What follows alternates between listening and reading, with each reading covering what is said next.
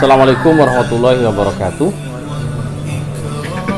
Alhamdulillah wassalatu wassalamu ala rasulillah wa ala alihi wa ashabihi wa wala amma ba'du. Yang saya hormati Bapak-bapak, teman-teman sekalian di Wisma Traksis, mudah-mudahan Allah senantiasa memberikan rahmat kepada kita semuanya. Amin Allahumma amin. Ya, alhamdulillah pada hari Rabu kali ini kita bisa berjumpa kembali di Musola Asyifa, ya. Musola yang menjadi saksi bahwasanya kita ingin berubah, kita ingin memperbaiki diri, kita ingin sembuh, kita ingin mendapatkan ridho dari Allah Subhanahu wa Ta'ala. Dulu mungkin kita jauh dari musola, jauh dari masjid. Nah, kita ditempatkan di sini pasti ada hikmahnya, pasti ada pelajaran yang bisa kita petik. Ternyata di sini kita suruh mendekatkan diri kepada Allah. Pagi kita disuruh apa? Sholat subuh, bangun sholat subuh. Kemudian aktivitas, matahari terbit, kita disuruh sholat duha. Hari Rabu kita suruh ruqyah untuk membersihkan diri kita, membersihkan penyakit, membersihkan gangguan jin, membersihkan nafsu-nafsu yang buruk, agar kita sehat, agar kita bisa nanti setelah lulus dari sini bisa berguna untuk keluarga, untuk masyarakat, agama, dan calon mertua. Insya Allah.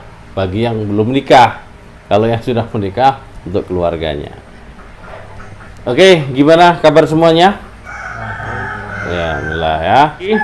Setiap hari Rabu kita di sini insya Allah akan melazimi, akan mengistiqomahi pengobatan ruqyah, ya, karena kita harus tahu dan harus bisa mengamalkan ruqyah yang benar.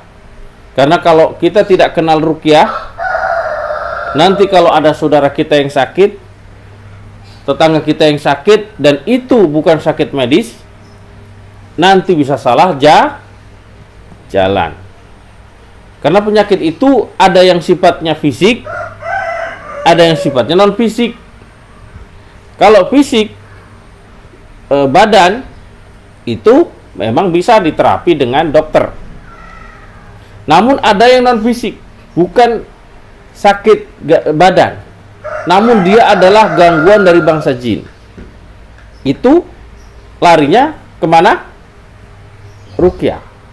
Nah, jadi tidak bisa dengan pengobatan-pengobatan yang lain untuk menuntaskan. Membantu boleh, tapi untuk menuntaskan adalah dengan ruqyah. Kenapa ruqyah?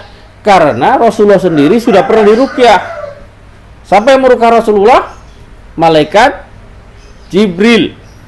Udah pernah dengar cerita ini? Belum? Kalau belum, saya kasih tahu. Jadi dulu Rasulullah pernah disihir oleh orang Yahudi. Nah, maka kemudian Allah memerintahkan kepada malaikat Jibril untuk mengobati Rasulullah, untuk meruqyah Rasul dengan membacakan muawwidzatain, yaitu surat Al-Falaq dan surat An-Nas. Hafal semua Al-Falaq dan An-Nas? Hafal. Ya, ternyata surat yang pendek yang sering mungkin kita baca dalam sholat kita luar biasa untuk mengobati penyakit Rasulullah itu. Hikmahnya apa? Bahwasanya sekelas Rasul saja bisa disihir. Nah, hikmahnya itu. Berarti kita nggak boleh sombong. Wah, saya kan ahli ibadah, saya kan pejabat, saya kan orang hebat. Jangan sombong. Setan ada di sekitar kita. Dan penyakit gangguan jin, ya harus dengan ruqyah obatnya. Alhamdulillah pengobatan ruqyah ini sudah meluas, sudah diterima juga oleh kalangan medis, sehingga mempermudah kaum muslimin mendapatkan kesembuhan, kesehatan dengan cara yang benar, bukan dengan cara yang salah. Dulu tahun 80-90-an, bahkan mungkin awal-awal 2000-an, ruqyah belum terkenal. Pokoknya kalau orang kesambet, orang kesurupan, larinya kemana? Dukun. Pasti itu. Karena orang nggak arti. Ruqyah juga nggak ada di kampung kita. Adanya ya dukun. Padahal di dalam Islam kita tidak boleh mendatangi dukun. Mendatangi kemudian bertanya, percaya, itu nggak boleh. Hukumannya apa? Kalau melakukan itu 40 hari sholat kita tidak diterima. Rugi nggak kira-kira? Rugi 40 hari. Nah, makanya alhamdulillah di Wisma Atraksis ini, Panti Rehabilitasi Jiwa dan Narkoba, kita difasilitasi untuk melakukan ruqyah setiap hari Rabu. Kita manfaatkan dengan baik. Kalau kita ada penyakit mudah-mudahan disembuhkan. Kalau kita sehat dijaga, ya, dilindungi oleh Allah dengan kita membacakan dan mendengarkan ayat-ayat Al-Qur'an. Yang kita baca tidak sulit. Bukan surat yang asing, tapi 5 surat yang mudah. Pertama Al-Fatihah. Hafal semua? Pasti hafal. Yang kedua ayat kursi. Sebagian pasti sudah hafal. Yang ketiga Al-Ikhlas. Surat andalan Mas Yogi ya. Andalan kan? Kulhu. Al-Falaq hafal juga pasti. Anas apalagi terakhir. Nah, minimal 5 itu insya Allah bisa menjembatani kita mendapatkan kesembuhan. Nah, memang namanya pengobatan apapun harus sabar. Tidak ada yang instan. Yang instan itu hanya di TV. Belum minum saja sudah sembuh. Sakit kepala saya misalnya. Begitu ngeliat obatnya langsung wah.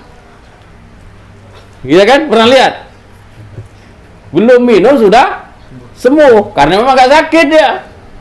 Coba kalau di dunia asli gini, umat kita udah minum bertablet-tablet masih sakit. Karena memang harus bersabar. Tidak ada yang instan.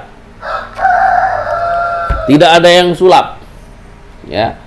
Yang sulap itu cuman ya sekedar pameran aja sulap. Nah, tapi kalau pengobatan tidak ada. Ya. Jadi harus bersabar. Ruqyah juga begitu, bersabar. Kita sabar-sabaran. Kemarin hari apa? Selasa ya. Saya meruqyah seorang siswi perempuan berarti. Di dalam tubuhnya banyak jinnya.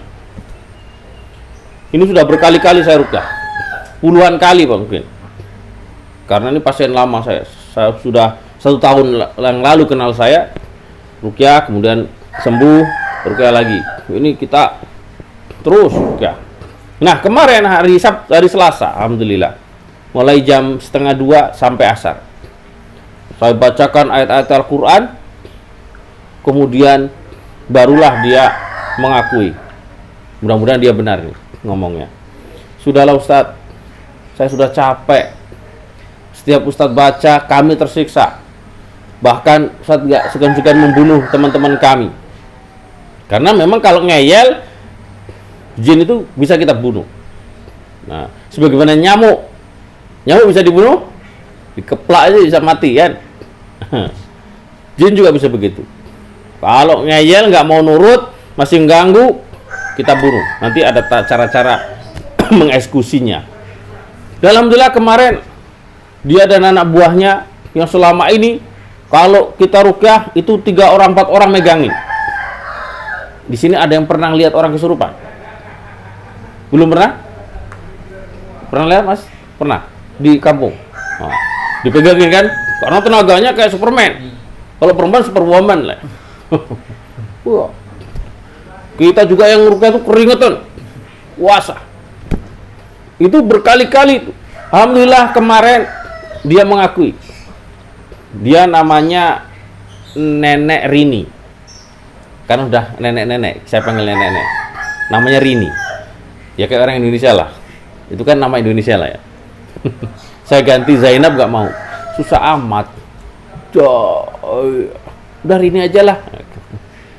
Alhamdulillah dia mau masuk Islam dan mengakui bahwasanya selama ini saya menunggu anak ini, menjaga anak ini, melindungi anak ini. Itu pengakuan dia. Padahal menjaganya jin dengan menjaganya satpam security tentunya berbeda. Kalau kita menjaga rumah orang, kita nggak akan masuk rumah, nggak akan ngacak-ngacak baju. Ada nggak satpam kayak gitu? Nggak ada, itu namanya pencuri. Tapi kalau jin menjaga orang tapi masuk ke darah, masuk ke mata, akhirnya ngantuan, ya, masuk ke jantung, deg-degan, masuk kemana-mana. Kemudian alhamdulillah kita tuntun bersyahadat mau, kemudian kita kirim suruh terbang ke Mekah. Nah ini ya teknik yang benar, kita tidak menghinakan jin. Kalau dukun, kalau yang syirik, mengeluarkan jin dari tubuh manusia, dimasukkan ke botol. Kita akhirnya kesumpekan. Coba kita dimasukin drum aja, lebih besar. Enak nggak kira-kira Mas Nopen? Masukin drum, tutup. Nggak enak. Bebas kan? Ya. Jin juga begitu. Kalau ruqyah yang benar, tidak dimasukin botol, dimasukin guci, nanti dilihat lagi masih ada apa juga nggak kelihatan. Suruh terbang ke Mekah. Dia bisa sholat di Masjidil Haram, dia bisa haji, bisa umroh, mendoakan yang baik-baik. Nah, maka insya Allah kita juga dapat pahala. Itu yang benar. Nah, kita yang sehat-sehat, alhamdulillah kita syukuri.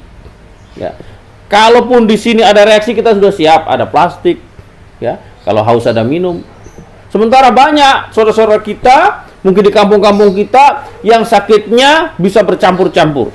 Sakit fisik iya, gangguan jin juga iya. Oke, angkat tangannya, kita berdoa kepada Allah. Bismillahirrahmanirrahim. Ya Allah, Ya Rahman, Ya Rahim, Ya Sami, Ya Basir. Ya Allah, ya Tuhan kami, ampunilah segala dosa kami. Astaghfirullahaladzim, Astaghfirullahaladzim. Ya Allah, kami memutuskan segala perjanjian dan bantuan yang diberikan oleh bangsa jin, baik yang kami sadari ataupun yang tidak.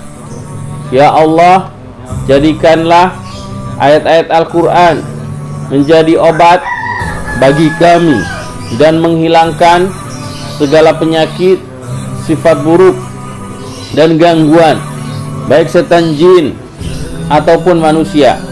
Ya Allah, berikanlah kemudahan agar hamba-Mu ini bisa sehat kembali. Kabulkanlah ya Allah. Amin ya rabbal alamin.